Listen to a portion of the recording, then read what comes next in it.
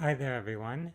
In this video I would like to cover the topic of magnetism, the ideas of attraction and repulsion, polarities, and metaphysics. For those that are familiar with electricity and magnetism, you may not have thought of them in the context of consciousness. Our consciousness is energy as well. It can attract, it can repel, it can be polarized toward one polarity or another. And if we look at a magnet and how a magnet works or how magnets interact with each other, it can give us sort of an illustration of things that are happening with our consciousness.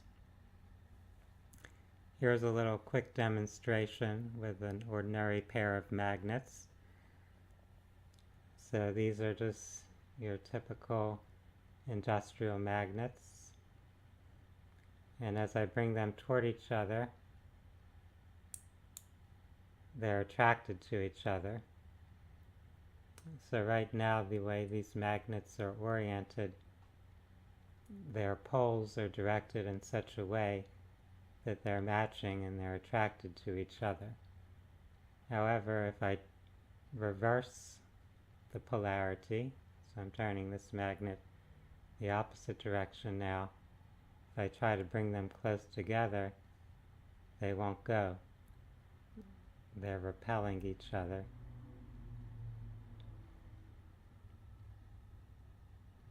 So there we see the principles of attraction and repulsion with these simple magnets.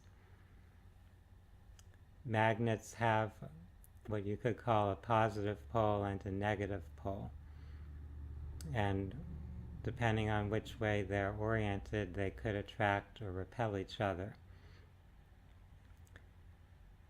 In life, sometimes we're attracted to someone or something. Sometimes we feel repelled or repulsed by someone or something.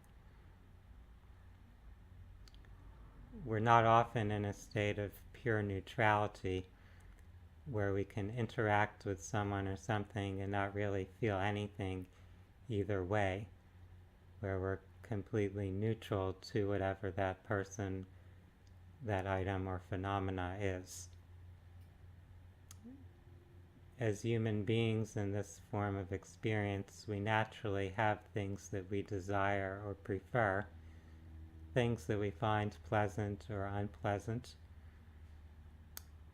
And when we develop a strong attraction or repulsion towards something, then that something tends to keep coming up in our experience.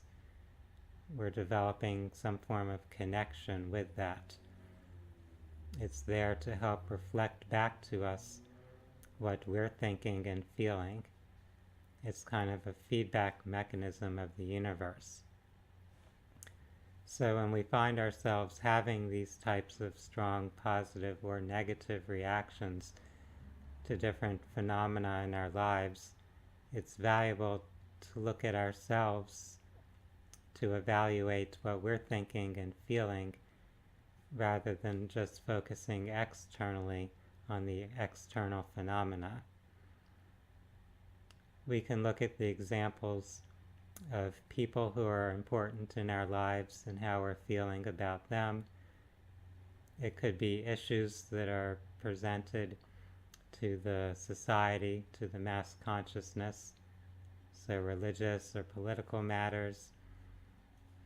It could be different tastes in music or art or film, sports, all these different things that we interact with in our daily lives. We'll find ourselves having either some type of attraction or repulsion. This is also an important idea to understand as we look at healing, at our well-being, and how we have processed different experiences in our lives. Often we have some type of a trauma or stress in our life, something that we had a strong negative reaction toward, something that we found unpleasant or distressing, and which gave rise to a strong emotion. And as long as we're still carrying that emotion, as long as that emotion is still active in our energy field, then it's likely to affect us in some way. If you have a trauma and a strong emotion attached to that, it could be fear, it could be shame or guilt, it could be anger or resentment. Those emotions are going to attract, in a sense, similar experiences as you continue along in your life.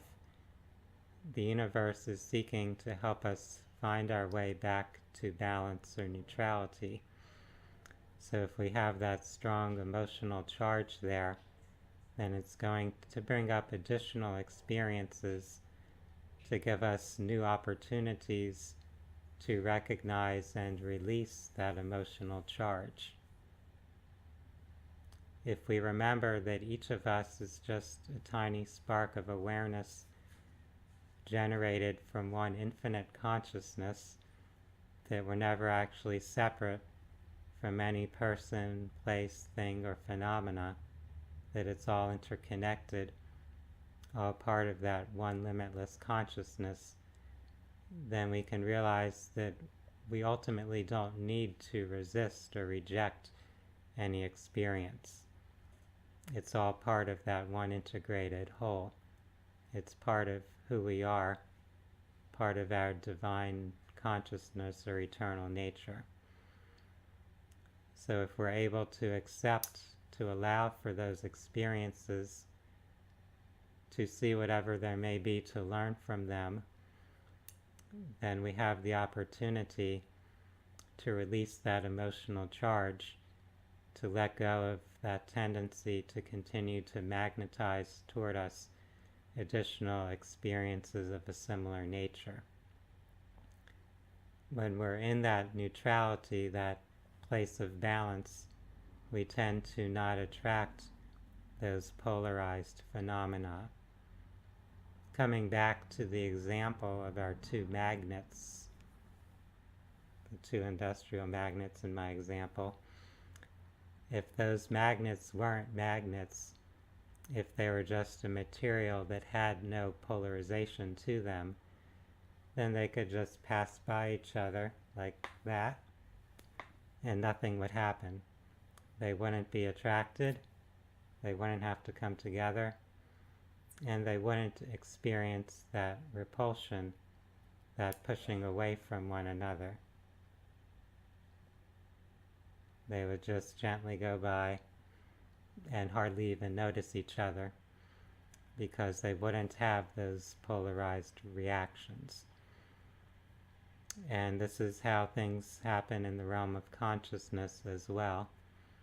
When we're more neutral, when we're more accepting and allowing for all of life and all of existence, then we don't get bound to or tied to different phenomena. We can more easily flow, just being present, being carried along by the current of life. This doesn't mean that we won't have preferences and desires. In fact, if you wish to manifest something that you prefer or desire, it's valuable to have a strong positive feeling toward that.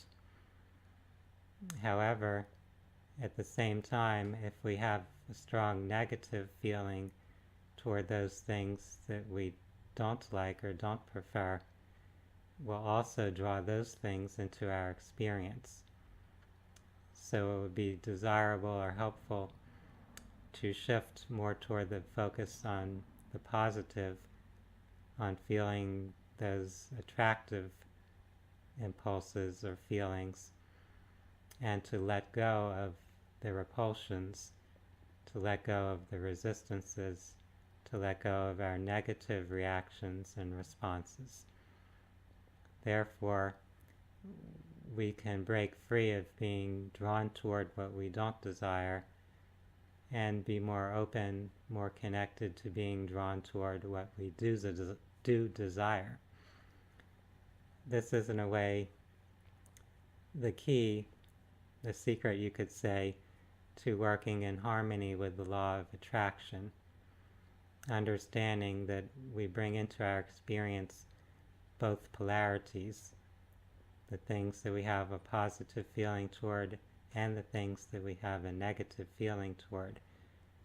So once we can train or discipline ourselves, guide ourselves to release those negative feelings, then we won't be pulled in that direction anymore, and we'll be more fully in the flow of being pulled toward those things that we do desire.